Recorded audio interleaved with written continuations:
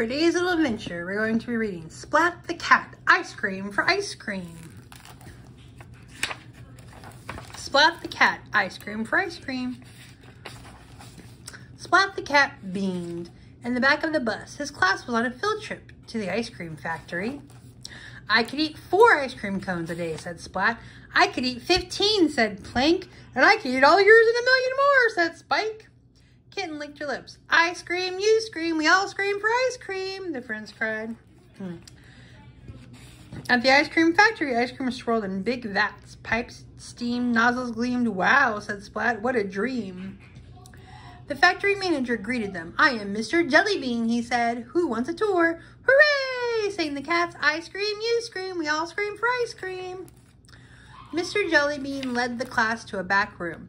The cats' faces fell. There was a chalkboard, chairs, desks, but no ice cream to be seen.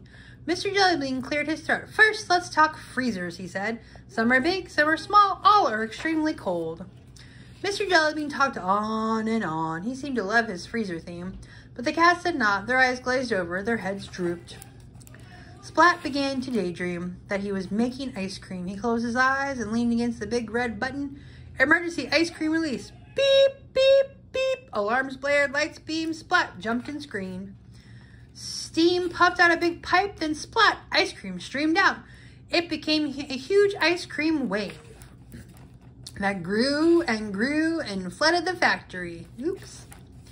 Now that's a lot of ice cream, said Plank, taking a taste. Yum. What happened, Mrs. Wimpledimple asked. I don't know, said Splat from under the chocolate chips.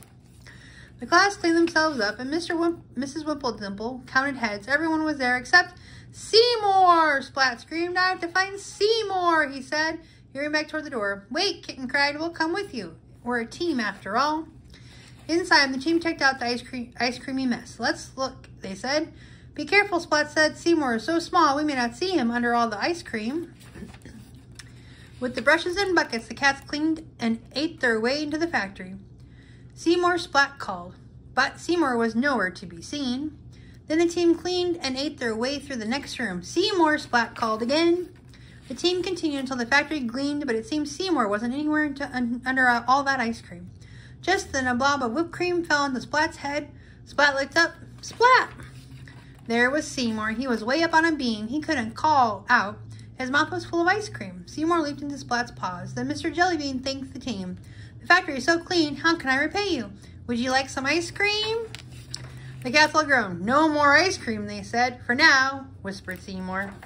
The end.